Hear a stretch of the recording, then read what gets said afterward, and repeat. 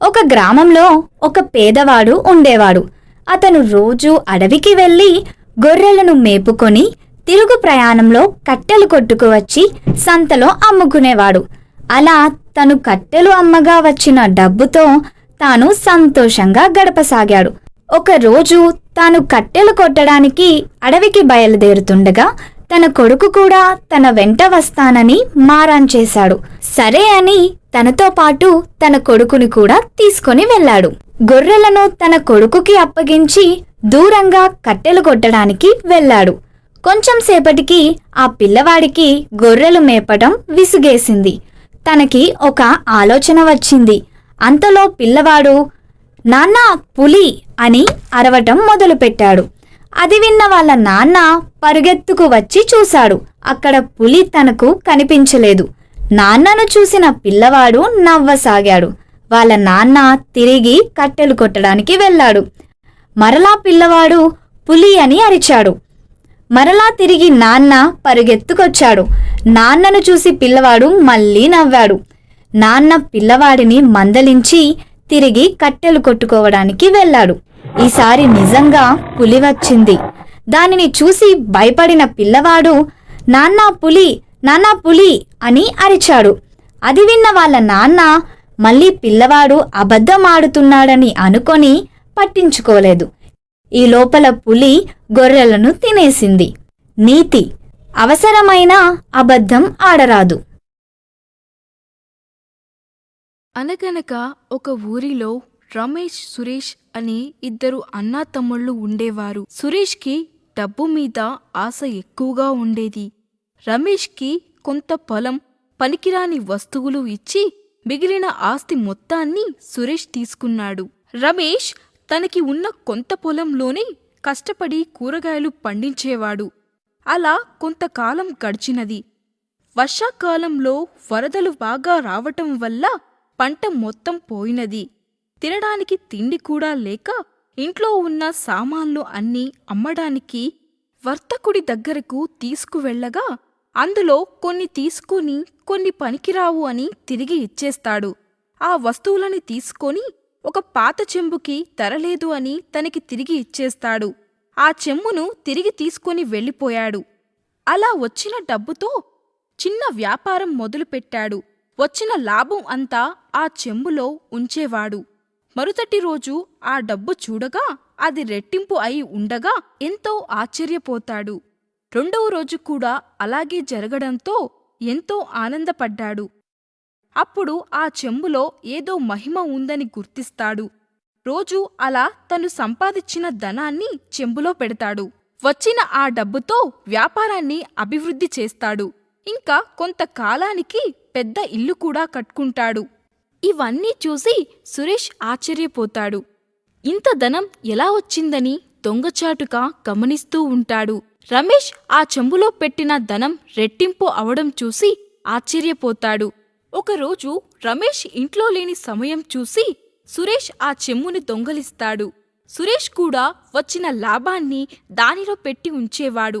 మరుసటినాడు ఎంతో ఆశగా వెళ్లి చూడగా డబ్బు రెట్టింపు కాకపోగా సగం అయింది. రెండవ రోజు కూడా అలాగే జరిగింది.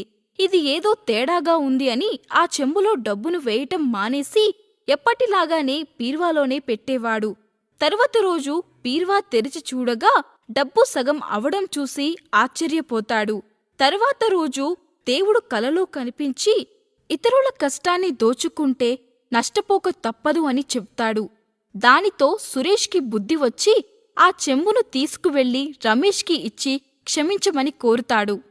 నీతి: దురాశ దుఃఖానికి చేటు. ఒక ఊరిలో రామయ్య, సోమయ్య అనే ఇద్దరు మిత్రులు ఉండేవారు.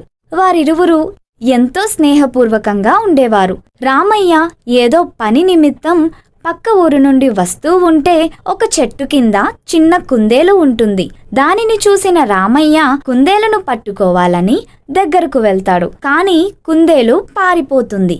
అలా కుందేలు వెంట పరిగెత్తుతూ వెళ్లిన రామయ్యకి అక్కడ ఒక సంచి కనబడుతుంది. అందులో బోలెడంత ధనం ఉంటుంది. ఆ ధనాన్ని తీసుకొని రామయ్య తన ఊరికి వెళతాడు. ఊరికి వెళ్లిన రామయ్య జరిగిన కథ అంతా స్నేహితుడు సోమయ్యకు చెప్తాడు. అప్పుడు సోమయ్యకు ఒక మాయదారి ఆలోచన వస్తుంది. తను కూడా ఆ చెట్టు దగ్గరికి వెళితే కుందేలు వస్తుందని, ధనం దగ్గరికి తీసుకెళ్తుందని పక్క ఊరిలో చెట్టు దగ్గరికి వెళ్తాడు. అక్కడికి వెళ్ళి ఒక రోజంతా కూర్చొని ఉంటాడు. అయినా కుందేలు రాదు. అక్కడ 2 రోజులు కూర్చొని కుందేలు కోసం ఎదురు చూస్తాడు. అయినా కూడా కుందేలు రాదు.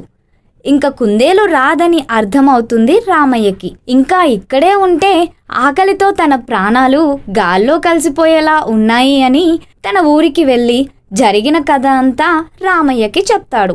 అప్పుడు రామయ్య, ఒరే పిచ్చి సోమయ్య, అదృష్టం ఎదురు చూస్తే రాదు, అది వచ్చినప్పుడు ఉపయోగించుకోవాలి అని చెప్తాడు. కష్టాన్ని నమ్ముకో, అదృష్టాన్ని కాదు అని చివరిగా తన మిత్రునికి నచ్చజెప్తాడు.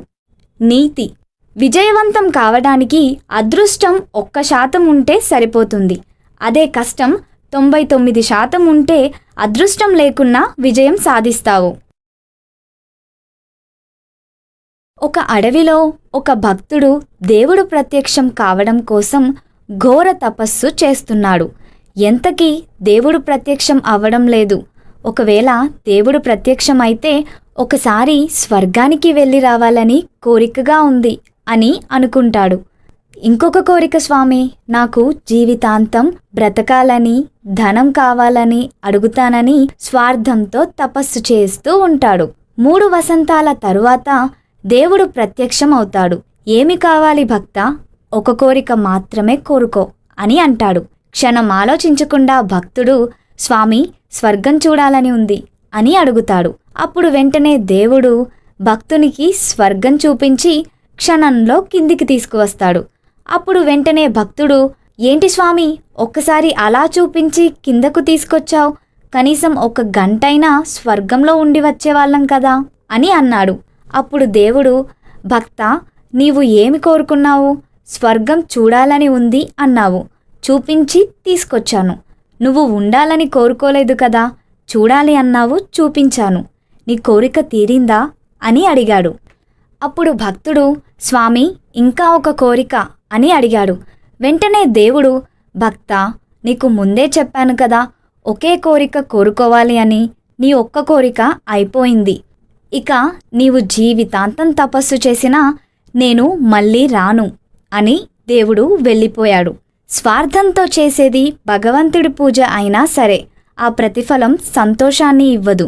నిస్వార్థంగా అందరూ బాగుండాలని కోరుకుంటే అందరిలో మనము ఉంటాం కనుక మనం కూడా బాగుంటాము.